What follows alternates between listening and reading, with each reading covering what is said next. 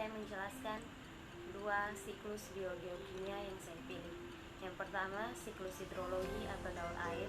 Yang kedua, siklus nitrogen atau daur nitrogen. Pertama yang kita bahas mengenai siklus air atau siklus hidrologi. Nah, siklus hidrologi ini adalah salah satu dari 4 siklus biogeokimia yang berlangsung di bumi. Siklus hidrologi merupakan siklus atau sirkulasi air yang berasal dari bumi kemudian menuju ke atmosfer dan kembali lagi ke bumi yang berlangsung secara terus-menerus. Karena bentuknya memutar dan berlangsung secara terus-menerus, inilah yang menyebabkan air seperti tidak pernah habis. Yang berikut tahapan terjadinya siklus hidrologi. Jadi, pada saat pemanasan oleh sinar matahari, maka air yang ada di laut akan menguap melalui proses yang disebut evaporasi.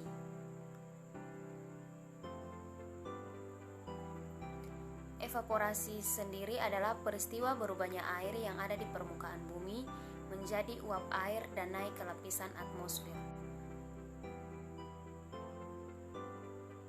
Evaporasi terjadi karena temperatur yang cukup tinggi sehingga molekul air yang ada di permukaan memperoleh energi yang cukup untuk memisahkan diri dari air yang ada di permukaan. Dikarenakan pemanasan yang berlangsung terus-menerus, maka si molekul air ini melepaskan atau memisahkan dari air tadi yang di permukaan tadi. Nah, kemudian penguapan juga terjadi pada tumbuhan atau jasad tumbuhan. Kita kenal dengan transpirasi. Transpirasi sendiri berarti penguapan, namun perubahan air menjadi uap air tersebut berasal dari jaringan hidup tanaman yang terletak di atas permukaan tanah. Proses transpirasi ini terjadi akibat penguapan air tanah yang diserap akar tumbuhan, kemudian dialirkan melalui batang hingga sampai ke permukaan daun, lalu menguap ke atmosfer. Faktor yang mempengaruhi transpirasi adalah suhu, pergerakan angin, kelembapan udara, kelembapan tanah, dan jenis tanaman. Ketika transpirasi dan evaporasi terjadi secara bersamaan, maka prosesnya disebut sebagai evapotranspirasi.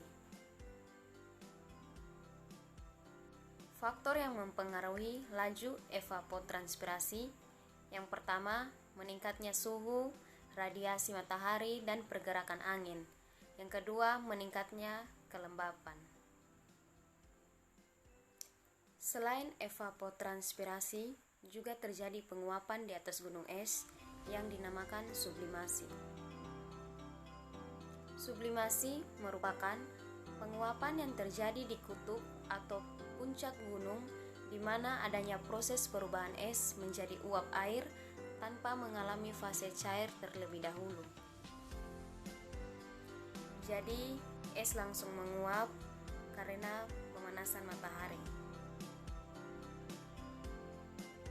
Nah, ketika uap-uap air akibat proses evaporasi dan transpirasi tersebut berubah menjadi uap-uap air, maka pada suatu ketinggian tertentu, maka uap-uap air itu akan mengalami kondensasi atau pengembunan. Kondensasi dipengaruhi oleh suhu udara rendah pada ketinggian tertentu. Partikel titik-titik air tersebut kemudian saling berdekatan dan membentuk awan. Nah, selanjutnya karena ada angin, maka awan-awan bergerak menuju daratan karena ada angin dan perbedaan tekanannya. Proses ini dinamakan adveksi. Kemudian pada suatu saat ketika uap awan sudah berkumpul dan mencapai titik jenuhnya, maka akan terjadi presipitasi. Presipitasi adalah perubahan wujud uap air menjadi curahan atau jatuhnya air dari atmosfer ke permukaan bumi atau yang sering kita kenal dengan hujan. Ketika presipitasi terjadi di daratan, maka awan akan menghasilkan curahan berupa air. Dan ketika presipitasi terjadi di dataran tinggi, dengan tekanan udara yang rendah, maka awan akan menghasilkan curahan dalam bentuk salju atau es. Nah, akibat presipitasi atau hujan tadi, maka sebagian hujan yang jatuh ke bumi itu akan terinfiltrasi. Nah, infiltrasi itu apa? Infiltrasi merupakan proses masuknya butir-butir air hujan yang jatuh ke permukaan bumi ke dalam tanah melalui pori-pori tanah. Infiltrasi sebagian ada yang mengalir sebagai aliran air tanah yang disebut perkolasi. Kemudian ada bagian yang terus menjadi cadangan air tanah yang biasa disebut groundwater table. Ya, jadi ada infiltrasi, hujan turun dia akan masuk atau menyusut ke dalam tanah, tapi ada sebagian lagi yang mengalir sebagai aliran permukaan atau disebut runoff. Runoff pada akhirnya akan mengalir ke sungai yang kemudian akan masuk ke laut kembali. Nah, proses ini secara keseluruhan ketika terjadi penguapan atau evaporasi, transpirasi, kemudian terbentuknya awan akibat kondensasi, kemudian terjadinya hujan atau presipitasi, lalu hujan turun di atas permukaan bumi, infiltrasi dan runoff itu akan mengalir kembali ke laut. Ini yang disebut sebagai siklus hidrologi. Dan siklus atau daur hidrologi ini akan berlangsung secara terus-menerus. Ini yang mengakibatkan air di permukaan bumi tidak pernah berkurang.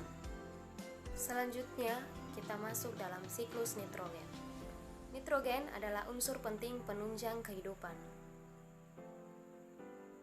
Nitrogen dapat ditemukan dalam unsur penyusun DNA dan RNA pada makhluk hidup.